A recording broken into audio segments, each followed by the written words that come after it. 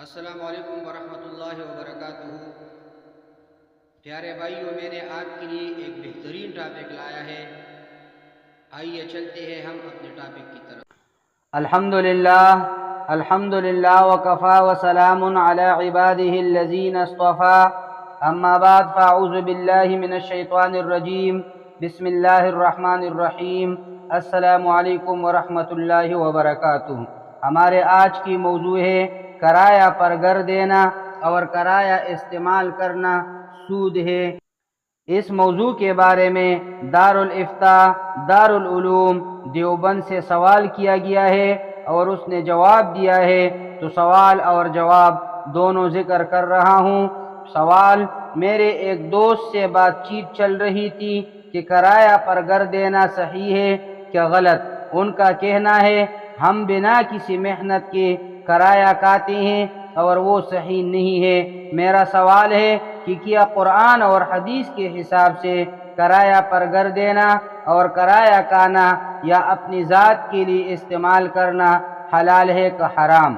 جواب: کرایہ پر گھر دینا اور لینا شرعاً جائز ہے اور اس کا کرایہ بھی حلال ہے۔ اس کو کانا اور استعمال کرنا حرام یا مکروہ نہیں ہے۔ بنا کسی محنت کے کانا بہت سے مواقع میں درست و حلال ہے۔ مثلاً آپ کے دوست صاحب کہیں مہمانداری میں جاتے ہیں تو کیا وہاں جاتے ہی میزبان کے یہاں پہلے محنت مزدوری کرتے ہیں پھر کانا کھاتے ہیں؟ اس کے بغیر کچھ نہیں کھاتے پیتے، بغیر محنت کے میزبان کے یہاں کانا کیسے جائز ہوگا؟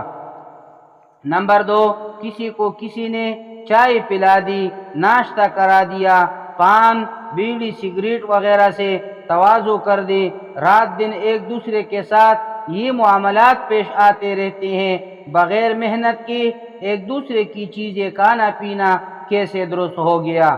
نمبر 3، والدین اپنی اولاد کو، اولاد اپنے ماں باپ، اعزاء اقربا، رشتہ دار ایک دوسرے کی یہاں محنت کی بغیر کھلاتے پلاتے اور مختلف خدمتیں ایک دوسرے کی انجام دیتے ہیں، اور یہ سب اسلامی اخلاق اور اسلامی معاشرہ کے قبیل سے برتاؤ ہے، وغیرہ وغیرہ۔